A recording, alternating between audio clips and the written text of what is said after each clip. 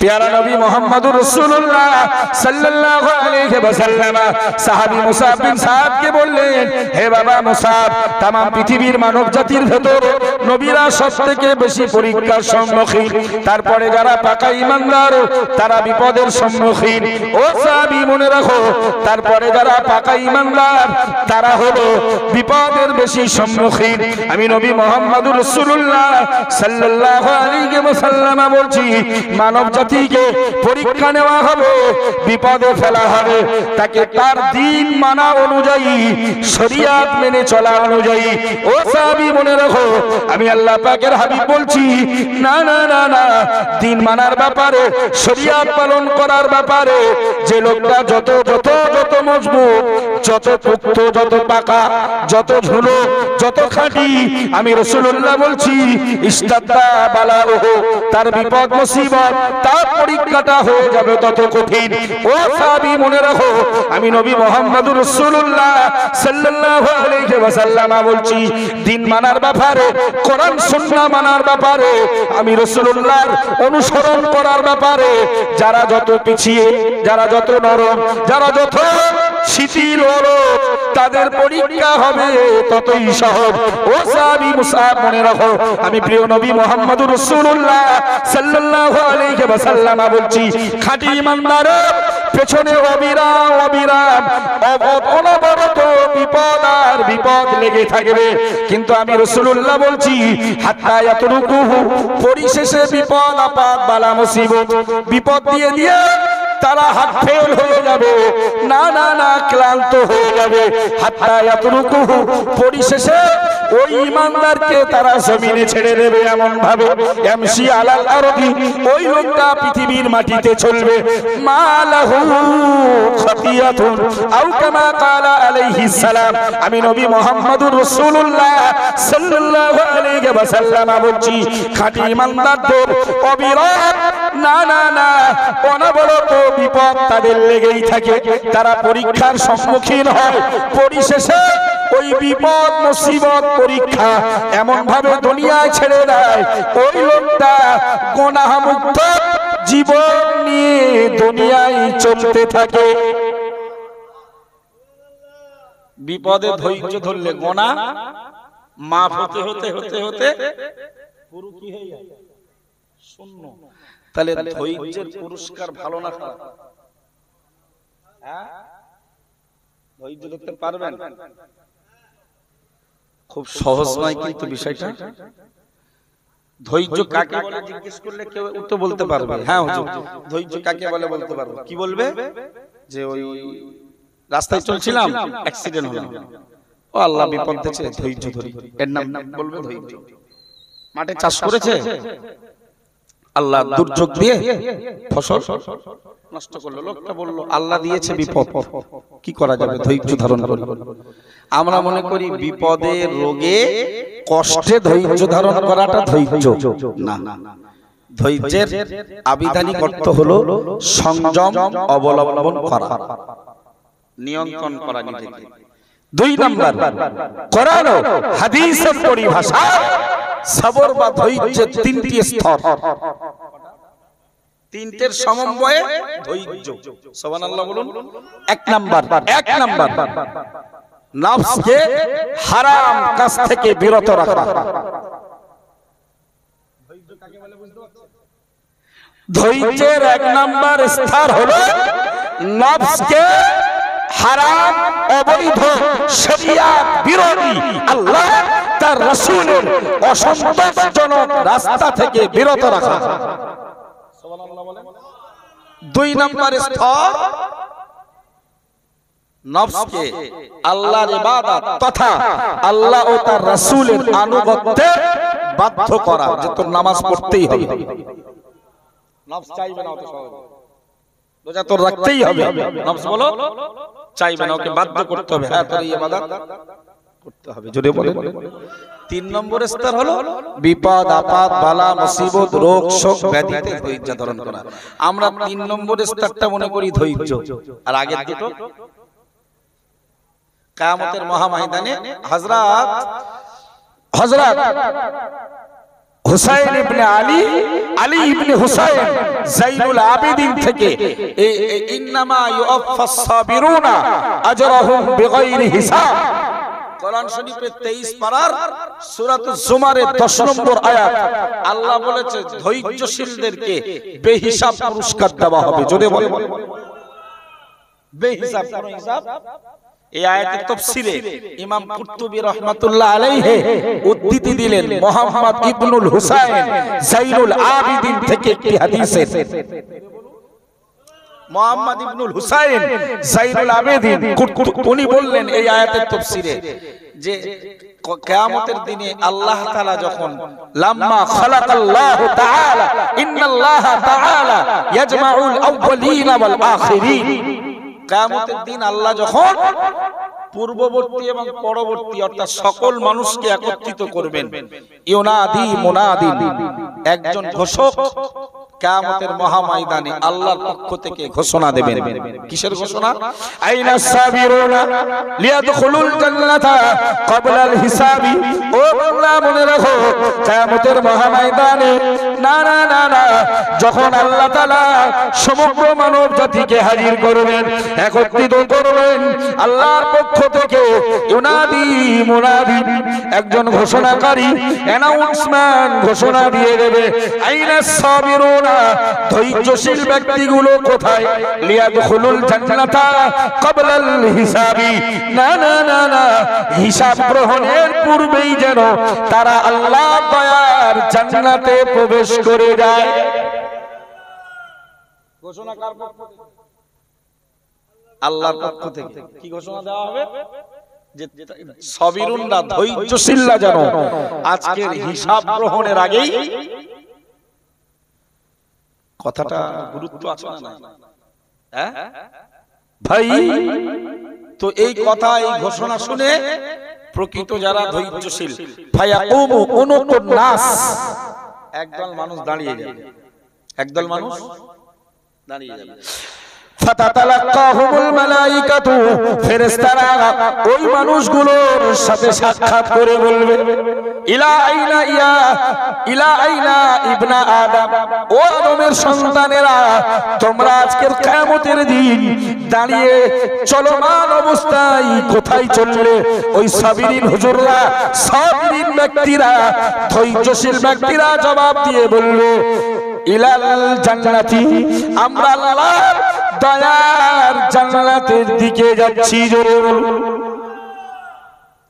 বলবে ক্বাবলাল হিসাব, হিসাব না হলো না, মিজানের দাড়ি পাল্লাতে তোমাদের আমল ওজন করা হলো না, তার আগে জান্নাতে মানে তোমরা কারা? ধৈর্যশীলরা বলবে আরবি ভাষায়, নাহনু আস-সাবিরুন, আমরা বিপদে, আমরা ধৈর্যশীল। জোরে বলুন। ফেরেশতারা বলবে, তোমরা কি ধৈর্য ধরেছো? কিসের ধৈর্য ধারণ করেছো?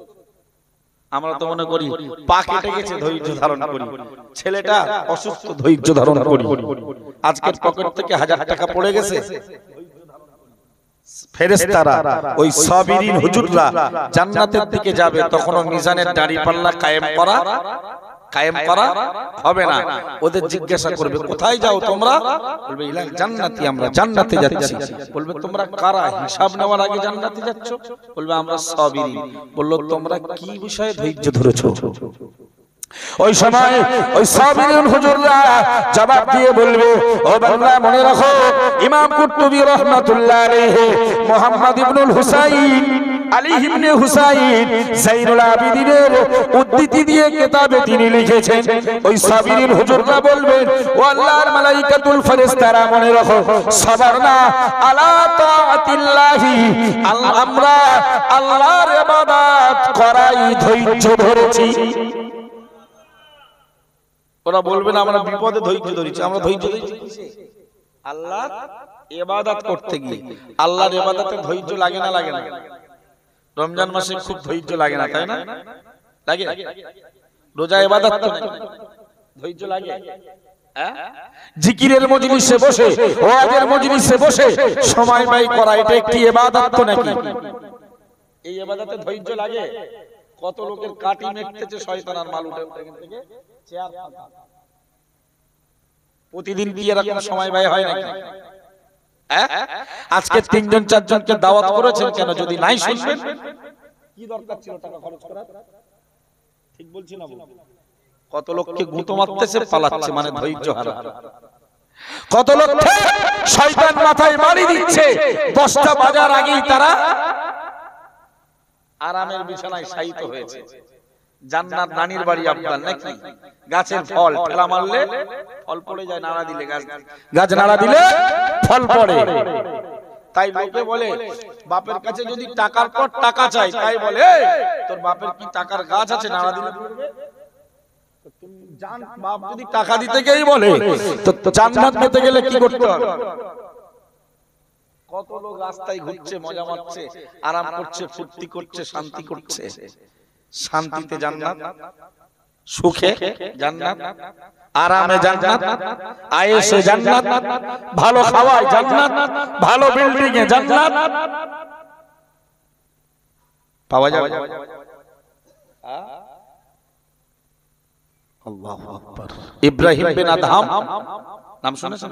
ইব্রাহিম বিন আদহাম মস্ত বড় সম্রাট, যুগশ্রেষ্ঠ সম্রাট।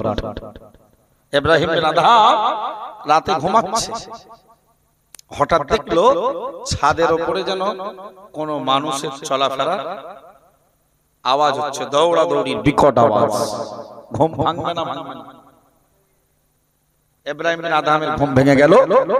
বাড়ি থেকে বেরিয়ে বলছে, কে ছাদের উপরে দৌড়াদৌড়ি করো, চলাফেরা করো? বলল, আমি আল্লাহর এক বান্দা আব্দুল্লাহ। যদি বলুন। বলে, কি করো ভাই ওখানে? বলল, আমার বাচ্চা, আমার একটি উট হারিয়ে গেছে, তো রাতের আঁধারে আপনার ছাদের উপরে উট খুঁজছি। লোকে কি বলবে ওরে? ও বাচ্চাও বলেছে, তোর মস্তিষ্ক এই মুহূর্তে ঠিক আছে? তোর বিবেক বুদ্ধি কাজ করছে না, মেন্টাল হয়েছে। উট যদি হারিয়ে যায় তাহলে খুঁজতে হবে তো বাগানে, ময়দানে, জঙ্গলে। ওই সময় আল্লাহর ওই বান্দা জবাব দিয়ে বলল, ও সম্রাট ইব্রাহিম বিন আদহাম, যদি আমার হারিয়ে যাওয়া উটটা রাতের আঁধারে না না না না বাগানে না সন্ধান করে, জঙ্গলে না তালাশ করো, ময়দানে না খুঁজে বেরিয়ে তোমার ছাদের উপরে উট খোঁজ করাটা, উটের সন্ধান চালানোটা আমার পাগলামির পরিচয় হয়, আমার বোকামির পরিচয় হয়। ও সম্রাট ইব্রাহিম বিন আদহাম, না না না, এত রাজকীয় স্টাইলে আরাম আয়েশের বিছানায় ঘুমিয়ে কি রাজকীয় স্টাইলে পোশাক পরিধান করো, রাজকীয় আয়াস আরাম ভোগ বিলাসিতার খাবার খেয়ে আরামের বিছানায় শান্তির নিদ্রা যাপন করো কি আল্লাহকে সম্মান করা তার থেকে বেশি বোকামি নয়? সুবহানাল্লাহ বলেন। যদি আমার হারিয়ে যাওয়া উট এখানে খোঁজা বোকামি হয়, তাহলে আমার থেকে বোকামি কি বড় বোকামি আপনি করছেন না? এত শান্তির বিছানায় আরামের ঘুমে আল্লাহকে খুঁজছেন, পাবেন? বাদশা ইব্রাহিম বিন আদহাম খানিকটা টনক নড়ল। বাদশা জাহাপানা তো, বাদশার তো অভাব টভাব কিচ্ছু নেই, কিন্তু এতদিন পরে যেন কে ওকে ভাবালো যে না, আল্লাহকে তো পেতে হবে। আল্লাহকে মানে আল্লাহকে সন্তুষ্টি করতে হবে, আল্লাহর রেদামন্দি খুশনবী হাসিল করতে হবে। ইব্রাহিম বিন আদহামের একটু টনক নড়ল। সুবহানাল্লাহ বলবেন না? এই বিষয়ে আমাদেরও টনক নড়াতে হবে, তা নালে বলো আমাদের জন্য দুনিয়া তো বিপদের স্থান হয়েছে, দুনিয়া তো আমাদের জন্য সংকীর্ণ হয়েছে, আখিরাত আমরা বিপদে পড়ব। জানা বোঝার পরে আল্লাহকে যারা ভুলে যাবে, এরা কিয়ামতের দিনে মহা বিপদের সম্মুখীন হবে। কোরআন বিবরণ দিয়েছে, আমান আরাদা আন যিকরি ফাইন্না লাহু মাঈশাতান দানকা ওয়া নাহশুরুহু ইয়াওমাল কিয়ামাতি আমা। ও বান্দা, কোরআন শরীফের 16 পারার 19 পৃষ্ঠা সূরার নাম সূরাতুত তাহা।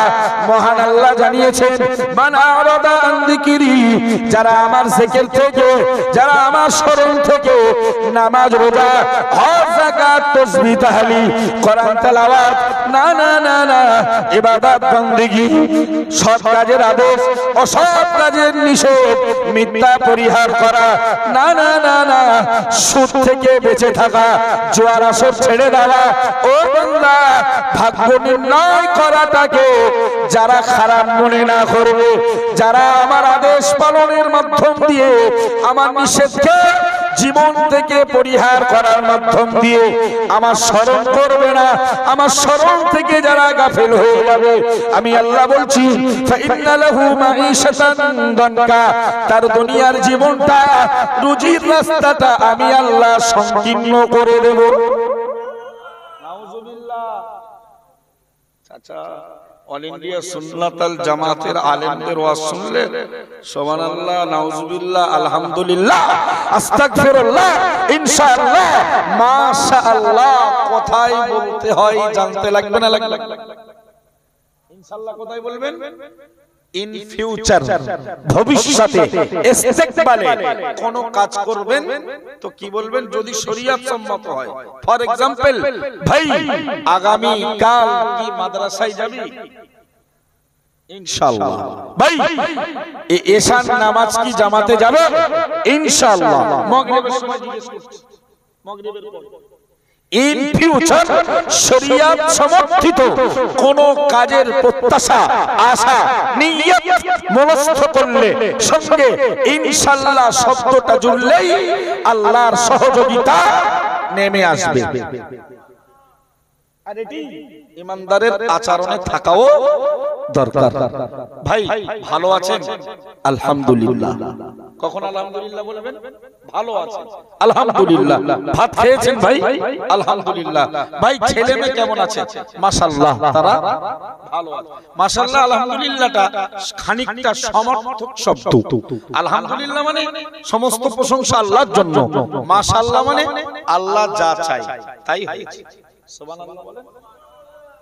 আর সুবহানাল্লাহ আমরা জান্নাতের সুসংবাদ, বিরাট কিছু পুরস্কারের কথা, হাদিসের একটি ভালো ভাষণ ঈমানদারদের পক্ষে, তখন সুবহানাল্লাহ। কিন্তু আযাবের কথা, গজবের কথা, জাহান্নামের কথা, আল্লাহর অসন্তুষ্টির কথা, তখন নাউজুবিল্লাহ। মানে আমরা আল্লাহর কাছে সাহায্য প্রার্থনা করছি। তাহলে আল্লাহ বললেন, যারা আমার আদেশ পালনের মাধ্যম দিয়ে, আমার নিষেধকে পরিহারের মাধ্যম দিয়ে, আমার জিকির থেকে আমাকে স্মরণ না করে আমার স্মরণ থেকে মুখ ফিরিয়ে নিল, মানে আমার আদেশ মানলো না, নিষেধ ছাড়লো না, আল্লাহ বললেন দুনিয়ার শাস্তি হলো জীবনটা সংকীর্ণ হবে, রুজি রোজগারের রাস্তাটা দিনের পর দিন ছোট হয়ে যাবে। হচ্ছে না, হয় না? আপনার আমার একার না, তামাম ভারতবর্ষের মানুষ বুঝতে পারতেছে একই কথা। সেই লকডাউন থেকে আর ব্যবসা বাণিজ্য বলতেছ না, তার মানে আল্লাহ থেকে মুখ ফেরানো হয়নি তো সাহেব। আল্লাহর ইবাদতে কোন জায়গায় মনে হয় ঘাটতি হয়ে যাচ্ছে, তাই আল্লাহর কথা ওখানে কার্যকর। মহান আল্লাহ বললেন, যারা আমার থেকে মুখ ফিরিয়ে নেবে, আমার স্মরণ থেকে যারা গাফেল হবে, মহান আল্লাহ জানিয়েছেন, ওয়ানাহশুরুহু ইয়াউমাল কিয়ামাতি আ'মা। ও বান্দা, কিয়ামতের মহাময়দানে আমি আল্লাহ তাআলা ওই মানুষগুলোকে অন্ধ বানিয়ে তুলব। কালা রব্বি, তারা বলবে, হে আমাদের রব, হে আমাদের প্রতিপালক, লিমা হাসারতানি আ'মা, আমাকে কেন আজকের অন্ধ বানিয়ে তোলা হলো? ফাকাদ কুনতু বাসীরা, ও রব্বুল আলামিন আল্লাহ, আমি তো দুনিয়াতে দৃষ্টিওয়ালা, চক্ষুমান ছিলাম, দেখতে পেতাম, আজকের অন্ধ কেন আমি? আল্লাহ বলবে, কাযালিকা আতাতকা আয়াতুনা ফানাসিতাহা, আমার অনেক নিদর্শন আমার দেওয়া চোখ দিয়ে দেখে ফানাসিতাহা ভুলে গিয়েছিলে। কি করেছিলে? ভুলে গিয়েছিলে। চোখে দেখে না দেখার অভিনয় করছিলে। ক্বালা কাযালিকা আতাতকা আয়াতুনা ফানাসিতাহা, যেমন তুমি আমার নিদর্শন দেখে ভুলে গেছো, আজকের ওয়াকাযালিকাল ইয়াউমা তুনসা, তোমাকেও ভুলে যাওয়া হলো। বলুন নাউযুবিল্লাহ। বিপদ না ভাই? সুতরাং আল্লাহর ইবাদত করতে গেলে লাগবে ধৈর্য। ফেরেশতারা বললেন, ও বান্দা, তোমরা কেমন সবর করেছো? তারা জবাব দিয়ে বলবে, সাবারনা আলা তাআতিল্লাহ, আমরা আল্লাহর ইবাদত করতে গিয়ে ধৈর্যের পরিচয় দিয়েছি। ধৈর্য ধারণ না করলে আল্লাহর ভালো আবেদ হওয়া। মসজিদে গেলে সবথেকে দুনিয়ার মানুষ তাড়াতাড়ি বেরিয়ে পড়ার চেষ্টা করে না?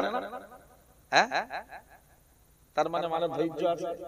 সাপ্তাহিক নামাজি শুধু সপ্তাহে নামাজ পড়ে, জুম্মার দিন ছুটি রাখে। বসিরাত আল্লামা হুজুর বললেন, আখিরি জোহর না পড়লে মুসলমানের বছরে 52টা জুম্মার নামাজ কাজার গোনা হবে।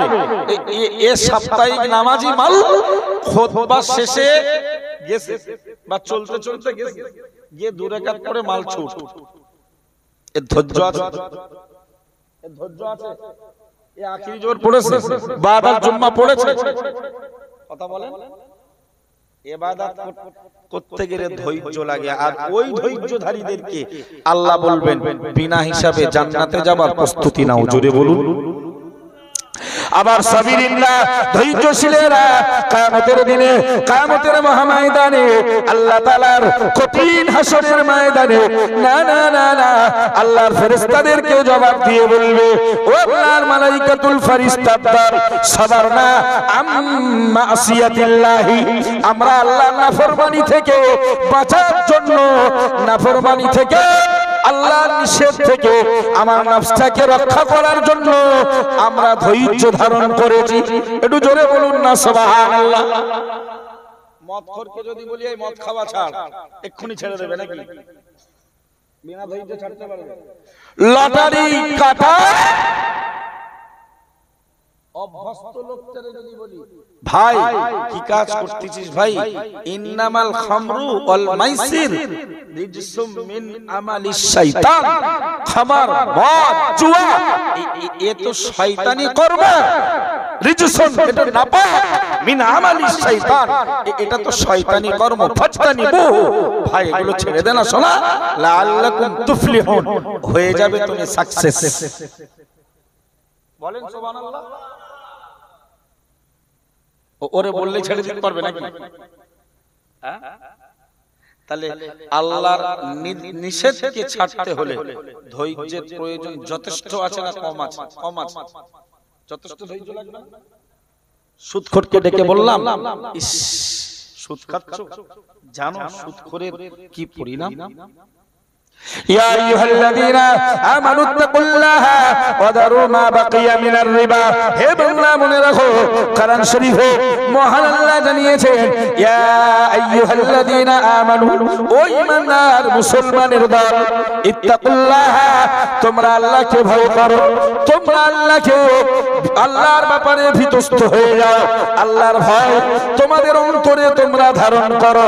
ওয়া দারু মা বাকিয়া মিনার রিবা, সুদের অবশিষ্ট বকেয়া তোমরা ছেড়ে দাও।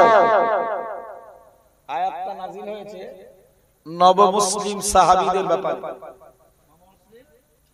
মানে এই সাহাবীরা ইসলাম ধর্মে দীক্ষিত হওয়ার আগে, ঈমানের কালিমা পড়ার আগে, রাসূলের আদর্শে আদর্শিত হওয়ার আগে এরা ছিল সুদের ব্যবসায়ী। আবার যেন উল্টো করে ঘুরিয়ে বলো না, আব্দুর রাকিব ভাই বলে গেছে সাহাবীরা সুদের ব্যবসায়ী। হ্যাঁ, সুদের ব্যবসায়ী। তবে ক্বাবলাল ঈমান, ক্বাবলা কবুলিল ইসলাম, ক্বাবলাল ঈমান, বিফোর ঈমান, ঈমান গ্রহণের পূর্বে, ক্বাবলা কবুলিল ইসলাম, ইসলামে দীক্ষিত হওয়ার আগে সাহাবীরা, কিছু সাহাবীরা সুদের ব্যবসা করত। কি করত? ওরা ঈমানের কালিমা পড়ে মুসলমান হয়েছে, কোরআনের বিধান নাজিল হলো, আহাল্লাল্লাহুল বাইআ ওয়া হারামার রিবা। ও বান্দা, আমি আল্লাহ শরীয়তের বিধান নাজিল করে দিলাম। প্রিয় নবী মুহাম্মদুর রাসূলুল্লাহ সাল্লাল্লাহু আলাইহি ওয়াসাল্লাম সাহাবীদের মাঝে কোরআন শরীফের বিধানের প্রচার দিলেন। আহাল্লাল্লাহুল বাইআ, আল্লাহ তাআলা ব্যবসা হালাল করেছেন, জোরে বলুন সুবহানাল্লাহ। ও হারামার রিবা, এবং সুদকে আল্লাহ তাআলা হারাম বানিয়েছে। তো সাহাবীদের মাঝে প্রচারিত সুদ হারাম। যারা নবমুসলিম আগে সুদের ব্যবসা করত, ইসলাম ধর্ম গ্রহণ করেছে, ওদের জন্য সুদ হালাল না হারাম? ঈমানের পূর্বে ওদের জন্য কোনো বিধান ছিল না। ঈমানের কালিমা পড়েছে মানে শরীয়তের বিধান, বাদশার জন্য যা, নবীর জন্য তাই, ইমামের জন্য তাই, পীর সাহেবের বাটার জন্য যা, সাধারণ পাবলিক আলেমের জন্য তাই, জনসাধারণ দিন মজুরি, ভ্যান চালক, রিকশা চালক, তার জন্য। আর দেশের একদল চাটা হুজুর, সুরালো হুজুর, কোরআন জানে না, হাদিস জানে না, প্রচার দিয়ে বেড়াচ্ছে। তুমি যদি দাদা পীরের মানবা, তা দাদা পীরের আওলাদকে মানবা না। কোথায় আছে দেখা তো? যার মানার তারই মানবে। যার আদর্শ দাদা হুজুরের আদর্শে আদর্শিত, তাকে পীর আল্লামা আবু ইব্রাহিম সিদ্দিকী রাহমাতুল্লাহ আলাইহি মেনেছে না মানেনি? পীর মুজাহিদ সিদ্দিকী এখনো বেঁচে আছে, অল্প বয়সের ছেলে। মুফতি সাহেব মানে না? তোমরা আমাকে বয়কট করবা, তোমরা আমাদের সঙ্গ ছেড়ে দেবা, আর আমরা তোমরা কি পায়ে তেল মাখাবো? কোথায় পেয়েছো সব বিধান? তুমি চাটা হুজুর, তোমার দাওয়াত খাওয়া স্বভাব, তোমার মাল কামানো স্বভাব, তুমি বলো ওয়াহিদিয়া সুন্নাতুল জামাত, মেও করা পছন্দ।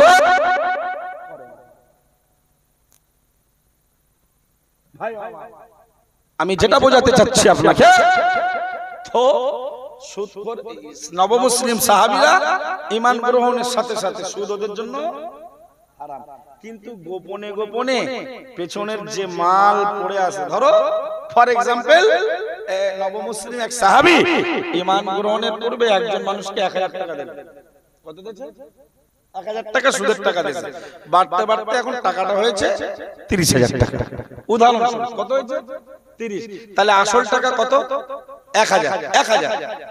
এখন সুদ হতে সে 10% হোক, 20% হোক, 30% হোক, যে কোয়ালিটিতে তিনি সুদ দিয়েছেন, টাকার অংশটা দাঁড়িয়েছে কত? 1 থেকে 30,000। এখন ঈমান গ্রহণের পূর্বে আদায় করতে 25,000 আদায় হয়ে গেছে। আছে কত? 5,000। সাহেব নবমুসলিম ঈমান গ্রহণ করে গোপনে সুদের ব্যবসা ছেড়ে দিতে চার করে না, কিন্তু ওই 5,000 এর মায়া ছাড়তে পারতেছে না। শরীয়ত বুঝাতে পারছি? শরীয়ত কি বুঝতে পারছি? সুদের ব্যবসা ছেড়ে দিয়েছে, কিন্তু ওই যে বকেয়া টাকা কালেকশন করছে। কিছু সাহাবীরা এই সংবাদ পেল, হুজুরকে বললেন, ইয়া রাসূলুল্লাহ, হাবিবাল্লাহ, সাহাবীরা ও যারা আপনার হাতে ঈমানের কালেমা পড়ার আগে সুদের ব্যবসা করত, ব্যবসা ছেড়েছে, কিন্তু বকেয়া টাকা। আল্লাহর নবী আল্লাহর বিধানের অপেক্ষা করছে, কোন কথা ওহী ছাড়া নবী বলেন না। ওমা ইয়ানতিকু আনিল হাওয়া ইন হুয়া ইল্লা ওয়াহয়ু ইউহা। আল্লাহু আকবার। কোরআন শরীফের 27 পারার 5 পৃষ্ঠা, সূরার নাম সূরাতুন নাজম। কত নামে একটি সূরা আছে। والنجم إذا هوى ما ضل صاحبكم وما غوى وما ينطق عن الهوى। নবী মুহাম্মদ সাল্লাল্লাহু আলাইহি ওয়াসাল্লাম তিনি ইচ্ছা অনুযায়ী কথা বলতেন না, যা বলতেন ওটা আল্লাহর পক্ষ থেকে ওহী। সেটা হতে পারত, সেটা হতো ওহিয়ে মাতলু অথবা ওহিয়ে গায়র মাতলু। মাতলু হলে সেটা কোরআন, মাতলু না হলে সেটা রাসূলের হাদিস। জোরে বলুন। নবী অপেক্ষা করতে কিসের? ওহী সাহাবীরা নালিশ করেছে আর একদল সাহাবীর ব্যাপারে মহান আল্লাহ কোরআনের বিধান নাযিল করে দিয়ে জানিয়ে দিলেন ইয়া আইয়ুহাল্লাযীনা আমানু হে ঈমানদার বিশ্বাসী বান্দা বান্দি দল ইত্তাকুল্লাহ আল্লাহকে ভয় করো আল্লাহর ভয় মনে ধারণ করো ও বান্দা ওয়াদারু মা বাকিয়া মিনার রিবা সুদের অবশিষ্ট বকেয়া তোমরা ছেড়ে দাও ফাইল্লাম তাফালু না না না সুদের ওই অবশিষ্ট মালের মায়া যদি তোমরা ত্যাগ না করতে পারো আমি আল্লাহর বিধান হলো ফাআলানু বিহারবিম মিনাল্লাহি ওয়া রাসূলি তোমরা যুদ্ধের জন্য তৈরি হও আল্লাহ আর তার রাসূলের সঙ্গে নাউজুবিল্লাহ সুদের মাল ছাড়তে না পারলে অবশিষ্ট বকেয়া ছাড়তে না পারলে জিহাদ করতে হবে আল্লাহ তার আর যে মালগুলো কোনো বকেয়া টকেয়া না সামটা মেটতেছে এদেরকে যুদ্ধ করতে হবে না তা এখন যদি বলি বন্ধু তুই সব ভালো তো তুই সুদের ব্যবসা করছিস ছেড়ে দে না এটা বললেই ছেড়ে দেবে নাকি না ছাড়তে হলে ধৈর্য লাগবে হ্যাঁ ওই সবেরই না কিয়ামতের দিনে বলবে সবার না মাসিয়াতিল্লাহ ও ফেরেশতারা আমরা ধৈর্য ধারণ করেছি আল্লাহর নিষেধ আল্লাহর অমান্যকে মানতে গিয়ে পরিহার করতে গিয়ে জোরে বলুন ওরা বলবে হ্যাঁ ফেরেশতারা বলবে তাই তো আনতুম কামা কুনতুম তোমরা যা বলছিলে সেই তো তোমরা সাবিরিন যাও উদখুলুল জান্নাতা ক্বাবলাল হিসাব বিগাইরি হিসাব বিনা হিসাবেই তোমরা জান্নাতে চলে যাও তাহলে জান্নাতে একমাত্র যাবে বিনা হিসাবে কারা কারা সবরকারীরা ওগো আল্লাহর বান্দা মনে রাখো কোরআন শরীফের সূরাতুস জুমার 23 পারা সূরা জুমারের 10 নম্বর আয়াত ইন্নামা ইউফাস সাবিরুনা আজরুহুম বিগাইরি হিসাব এই আয়াতের তাফসীরে ইবনে কাসিরে না না না আনাস বিন মালিক রাদিয়াল্লাহু তাআলা আনহু থেকে একটি হাদিস বর্ণিত রয়েছে না না না কিয়ামতের মহাময়দানে আল্লাহ তাআলা তিনি একদল দানশীল মানুষকে ডাকবেন কাকে ডাকবেন দানশীল মানুষকে মিজানের দাঁড়িপাল্লা কায়েম করা হবে দাতার দানগুলোকে মিজানের পাল্লায় চাপিয়ে দেওয়া হবে ফাইয়াফুনা উজুরহুম বিল মাওয়াজিন তার ওজন অনুযায়ী দানের ওজন অনুযায়ী বান্দাকে পুরস্কার দেওয়া হবে জোরে বলুন আবার আনাস থেকে বর্ণিত হাদিসে এসেছে নবী বলেছেন ওয়া কাযালিকাস সালাহ ওয়াল হজ নামাজীকে ডাকা হবে নামাজি জীবনের ফরজ ওয়াজিব সুন্নাত নফল জামাত একাকী সব নামাজগুলো মিজানে চাপানো হবে চাপানোর পরে নামাজের ওজন অনুযায়ী পুরস্কার দেওয়া হবে হাজির হজ করার জন্য লক্ষ লক্ষ টাকা কিছু দিন সময় অতিবাহিত করা দেহের কষ্ট সব চাপানো হবে কোথায় মিজানে ওজন করা হবে ওজন অনুযায়ী নামাজীকে পুরস্কৃত করা হবে জোরে বলুন কিন্তু এই হাদিস শরীফে প্রিয় নবী মুহাম্মদুর রাসূলুল্লাহ সাল্লাল্লাহু আলাইহি ওয়াসাল্লাম স্পষ্ট জানিয়েছেন ওয়ালা ওয়ায়ুতা বিল বালাই বিপদে ধৈর্যশীল মানুষগুলোকে ডাকা হবে ওয়ালা ইউসাফুলাহুম মিজানুন ও বান্দা মনে রাখো বিপদে ধৈর্যশীল রোগে ধৈর্যশীল মুসিবতে ধৈর্যশীল ওই ব্যক্তিগুলোর জন্য মিজানের পাল্লা প্রতিষ্ঠা করা হবে না ওয়ালা ইনশারুলাহুম দিওয়ানুন তাদের ধৈর্যের আমলের কোনো পত্র পত্রিকা লেখনী রেজিস্টার প্রকাশ করা হবে না বরং তাদের বলা হবে উদখুলুল জান্নাতা বিগাইরি হিসাবিন বিনা হিসাবে তোমরা আল্লাহ দয়ার জান্নাতে পৌঁছে যাও ধৈর্য ধরলে লাভ আছে না জান্নাতে যাওয়ার অনেকগুলি মাধ্যমের ভেতরে আরেকটি মাধ্যম হলো ধৈর্য কিসে ইবাদত করতে গিয়ে বলুন ইনশাআল্লাহ। ধৈর্য ধরবেন কিসে? আল্লাহর নাফরমানি মিথ্যা বলা থেকে বিরত থাকার ক্ষেত্রে মদের গ্লাস হাতে তুলে নেওয়ার আগেই ধৈর্য ধরতে লাগে, গাঁজার কলকে টান মারার আগেই ধৈর্য ধারণ করে ছুঁড়ে ফেলে দিতে হবে। বন্ধন থেকে স্ত্রীর ইজ্জত বাঁচিয়ে ফিরিয়ে আনতে লাগবে, বিশাল ধৈর্যের ব্যাপার। বুঝলে ভালো, না বুঝলে আর আই এম হকার, আমি কি ট্রেনে হকারগিরি করে না, হকারদের কাছে প্রচার দেওয়া, নেমে গেলে আর পাবে না টাকা, একটা সঙ্গে আরেকটা আরেকটা আরেকটা আরেকটা, দেখাশোনা ফ্রি অফ কস্ট, কেনাকাটা ব্যক্তিগত ম্যাটার।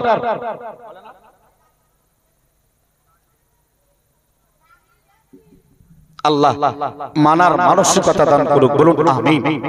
একবার মহব্বতে বলবেন না আল্লাহুম্মা আমিন। নারে তাকবীর।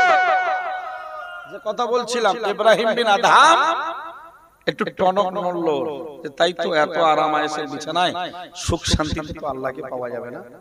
নেক্সট ধাক্কা, নেক্সট ডোজ, পরের ডোজ ঈমান পাকা হওয়া, সুখ শান্তিতে ঈমান পাকাপোক্ত হয় না। ওনার একটা অল্প বয়সের সেবিকা ছিল, কাজের মেয়ে, বিছানা করে দিত, আর তখন তো এত হাই সুন্দর হাই কোয়ালিটির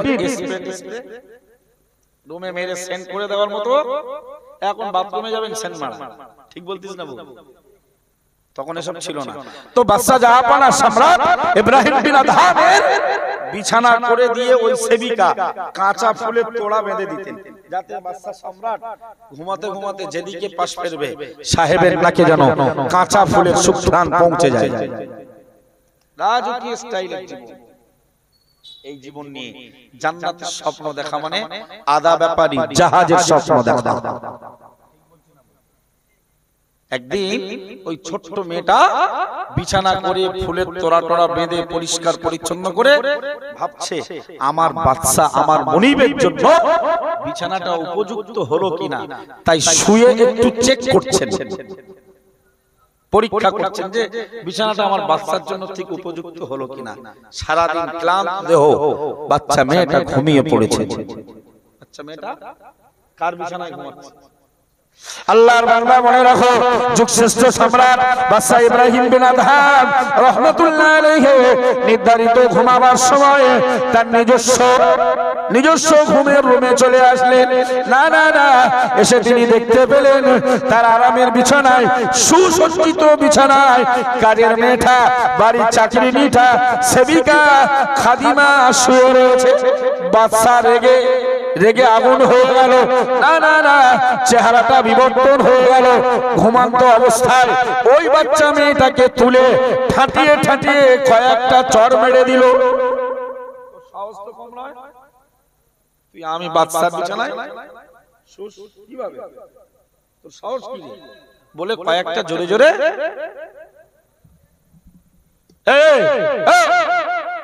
এই ছোকরা নাই মজলিসে নাই, চলো বাদরামি হচ্ছে না, সেই থেকে ওরা ডিস্টার্ব করছো না।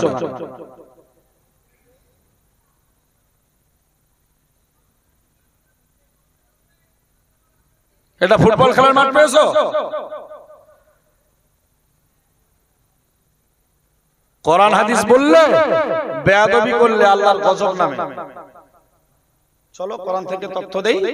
কোরআন বিবরণ দিল, ইদা খুরিয়াল কুরআনু ফাসতামিউ লাহু ওয়া আনসিতু লাআল্লাকুম তুরহামুন। কোরআন বিবরণ দিয়েছে, ও বান্দা, যখন কোরআন পড়া হবে, কোরআন তেলাওয়াত হবে, কোরআনের ব্যাখ্যা বিশ্লেষণ, ওয়াজ নসিহত যখন শোনানো হবে, ফাসতামিউ লা, তোমরা হয়ে যাবে নীরব। সরি, ফাসতামিউ লা, তোমরা মনের কান দিয়ে শুনবে। কোরআন বিবরণ দিল, ওয়ানসিতু, তোমরা নীরব হয়ে যাবে। আমি আল্লাহ বলছি, লাআল্লাকুম তুরহামুন, তোমাদের উপরে আল্লাহর দয়া, রহমত, অনুকম্পা নাযিল হয়ে যাবে। এদিকে আওয়াজ, এদিকে আওয়াজ, ছেলে গেল।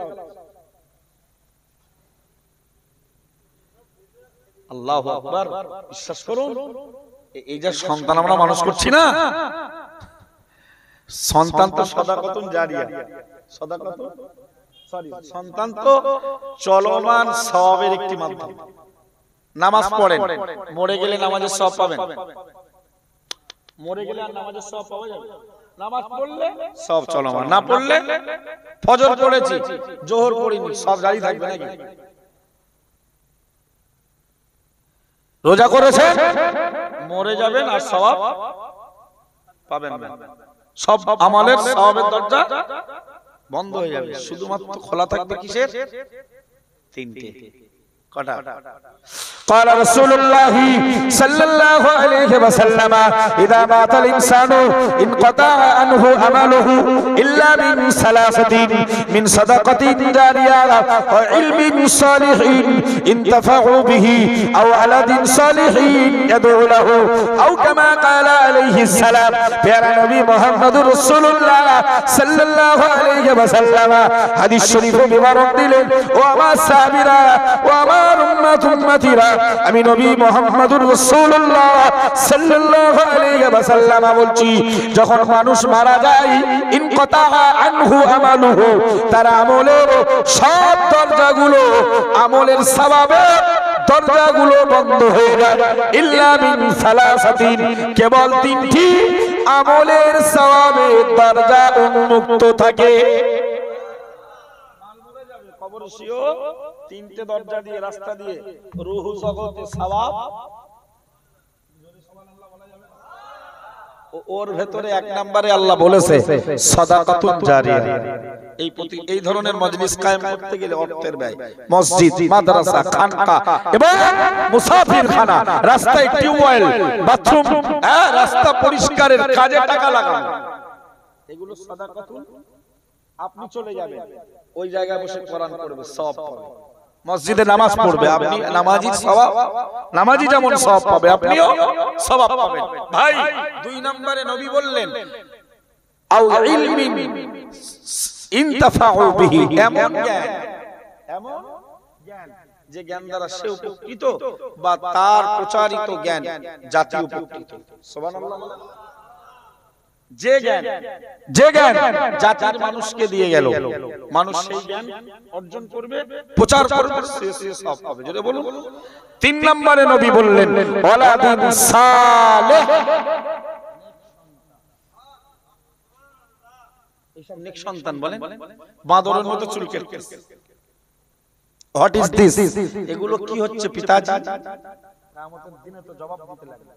ইন্নামা আমওয়ালুকুম ওয়া আওলাদুকুম ফিতনা, কোরআন শরীফে মহান আল্লাহ জানিয়েছে, সম্পদ সম্পদ সম্পদ করে করে আল্লাহ ভুলে গেলে, দিন ভুলে গেলে, শরিয়াত ভুলে গেলে, আলহাকুমুত তাকাসুর, সম্পদ তোমাকে ধ্বংস করে দিল, হাত্তা সুরতুমুল মাকাবির, সন্তান আর সম্পদ করতে করতে, সম্পদের নেশায়, সন্তানকে প্রতিষ্ঠা করার নেশায় তোমার তো কবরের সঙ্গে সাক্ষাৎ হয়ে গেল। ও বান্দা, ওই সম্পদ আর তোমার ওই সন্তান হয়ে গেল ফিতনা, পরীক্ষা। দিয়ে ধন দেখে মন কেড়ে নিতে, কবির কথাটার গুরুত্ব আছে না? ধন দিয়ে চেক করে যে মাল আমারে ভুলে যায় কিনা। যে কটারে দেশে তার 99+% আল্লাহকে ভুলতে বসেছে। ফেরাউনটারে দিল, জানোয়ারটা বলল আনা রাব্বুকুমুল আ'লা, আমি তোমাদের সবার বড় প্রভু। নমরুদ জানোয়ারটারে দিল, সে বলল আমি খোদা। হামান, কারুন, সাদ্দাত সব মাল ওই একই কোয়ালিটি। আমাদের দেশেরও হামান কারুনের অবস্থা সেদিন পেপারে দেখলাম, আমাদের হামানটা বলল যে আমি ঈশ্বরের বড় পুত্র। আমাদের হামান বোঝেন? আমাদের হামান বোঝেন? টাকলু, যে ইন্ডিয়া নাম কেটে বাদ দিচ্ছিল, কথা বুঝছেন না? ওইরাম হামান কারণ বলো আমাদের এই দেশে ইমানদারের ভেতরে শুধু আছে না, যথেষ্ট আছে। ওয়াজ কি খুব খারাপ লাগছে? হক কথা না, একটু খারাপই লাগে, তবে একটু যদি ভেতরে জায়গা দাও আলহামদুলিল্লাহ ভেতরের নোংরা দূর হয়ে যাবে। জোরে বলা যাবে না। বক্তব্য ওই জায়গায় নয়, আমি বোঝাতে চাচ্ছিলাম ইব্রাহিম বিন আদহাম রাহমাতুল্লাহ আলাইহি ঠাটিয়ে ঠাটিয়ে বাচ্চা মেয়েটা কষ্ট, বাপ নেই হয়তো, অভাবের সংসার, বাচ্চার দরবার ঝাঁটমাট দেয়, পরিষ্কার পরিচ্ছন্ন করে, বিছানা সাজায়, কিছু টাকা দেয়, খাওয়া দেয়, জামা কাপড় দেয়, খুশিতে থাকে। বাচ্চা মেয়েটাকে ঠাটিয়ে ঠাটিয়ে চরমার মেয়েটা ক্রন্দন করছিলেন। কিছুক্ষণ পরে বাদশা ইব্রাহিম বিন আদহাম, যুগ শ্রেষ্ঠ বাদশা সম্রাট ইব্রাহিম বিন আদহাম রাহমাতুল্লাহ আলাইহি না না না কাজের মেয়েটা সেবিকা খাদেমাকে ডেকে বললেন, তুমি কাঁদছিলে, আবার দেখলাম হাসছো, কারণ কি? বললো, বাদশা জাহাপানা, আপনি ঘুমের ঘোরে ঠাটিয়ে ঠাটিয়ে পেশাব দিয়ে কয়েকটা চড় মেরেছেন, জ্বালা যন্ত্রণা কষ্টের কারণেই কন্দন করলাম। কিছুক্ষণের মধ্যেই আমার ভেতরে একটু অনুভব হলো, আমার ভেতরে চিন্তার জগতে আমি ভাবতে শুরু করলাম, কে যেন আমাকে ভাবাচ্ছে। আমি বাদশা ইব্রাহিম বিন আদহামের আরাম আয়েশের বিছানায় এত অল্প সময় আরাম করার কারণে যদি এত জোরে জোরে সাপাটে চড় আমাকে খেতে হয়, না না না না, যুগ শ্রেষ্ঠ সম্রাট ইব্রাহিম বিন আদহাম যুগ যুগ ধরে ওই আরামের বিছানায় আরাম করবে, ঘুমাবে, তাহলে কত চড় আল্লাহর পক্ষ থেকে তার পাওনা হবে। ইব্রাহিম বিন আদহামের আরো খানিকটা টনক সুখ শান্তিতে আল্লাহ পাওয়া যাবে। ও আগে কে বললো? আগে কি বললো? ও আরামের বিছানায়, ছাদে যদি হারানো হুট খোঁজা বোকামি হয়, তাহলে তো আরামের বিছানায় শুয়ে যে আল্লাহকে পাবে চিন্তা করে, সে বড় বোকা। এখানে আবার প্রমাণ হলো, যদি সুখ শান্তির বিছানায় তোমার এই আদহামের সেবিকা আমি শুয়ে এত চড় খেতে হয় অল্প সময়ে, তাহলে বাদশা জাহাপানা তো ঘুমাবে এক আধ দিন, এবং সময়টা তো অল্প না, বেশ লম্বা সময়, তাহলে মালের চড়ে আল্লাহর পক্ষ থেকে অনেক চড়ের ব্যবস্থা থাকবে। ইব্রাহিম ভাবলো, হ্যাঁ তাই তো, সেই তো হয়তো বলে খানিকটা সুবহানাল্লাহ বলো। এবার শেষ ডোজ, শেষ ডোজ, এই ডোজে ইব্রাহিম বিন আদহাম আল্লাহর পাগলে পরিণত হয়ে যাবে। জোরে বলা যাবে না। টাকার গরম, পয়সার গরম, শক্তির গরম, সব ছুটে যাবে কোথায়? কিয়ামতের দিন। ইব্রাহিম বিন আদহাম রাজদরবারে সিংহাসনে বসে আছেন, চতুর্দিকে মাসাহেব, উজির, ওজারা, মন্ত্রী, শিক্ষিত পণ্ডিত ব্যক্তিরা নালে রাষ্ট্র শোভা পায় না, রাজার মন্ত্রিত্বের চেয়ারে শোভা পায় না, এতগুলো মানুষ যদি চতুর্দিকে না থাকে, হঠাৎ এক সুদর্শন চেহারার যুবক সবাইকে অতিক্রম করে বাদশার সামনে গিয়ে দাঁড়িয়ে গেলেন। অনুমতি চাইলেন না, সালাম কালাম করলেন। এটা বেয়াদবি না? বাদশা ইব্রাহিম বিন আদহাম অবাক হয়ে গেলেন, অবাক হয়ে বললেন, হে সুদর্শন চেহারার যুবক, তুমি কি জানো এই মুহূর্তে তুমি কার দরবারে দাঁড়িয়েছো, কার সামনে হাজির হয়েছো? হে যুবক, অনুমতি চাইলে না, সালাম প্রদান করলে না, এত বড় সাহস তোমার, তুমি কার দরবারে হাজির হয়েছো জানো? সুদর্শন চেহারার অপরিচিত যুবকটা বাদশা ইব্রাহিম বিন আদহামকে ডেকে বললেন, ও বাদশা জাহাপানা, এই মুহূর্তে আমি একটি সরাইখানা হোটেলে হাজির হয়েছি। সরাইখানা বোঝেন? হোটেল বোঝেন? মুসাফিরখানা বোঝেন? আচ্ছা, বাদশার দরবারকে যদি সরাইখানা বলা, মেজাজ ঠিকঠাক? হুজুরের তাই হুজুর না বললে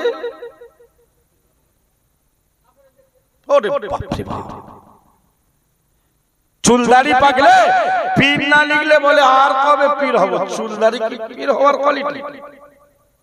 কোথায় পেলি সব বানানো কথা? অল ইন্ডিয়া সুন্নাত আল জামাত তোমার এই অন্ধ জাতিকে অন্ধ বানাবে, আর আমরা চোখ ফোটাবো, হয়ে যাব তোমাদের বিরোধী। কিয়ামতের দিন বোঝ পড়া হবে ইনশাআল্লাহ। বলে আল্লাহ যেন ন্যায় আর নিষ্ঠার উপরে গুনাহগারদের দাঁড় করিয়ে রাখেন। বলুন আমিন। আর উচ্চ আওয়াজে বলা যাবে না আল্লাহুম্মা আমিন। নারে তাকবীর ওয়া আনবিয়া সুন্নাতুল জামাত।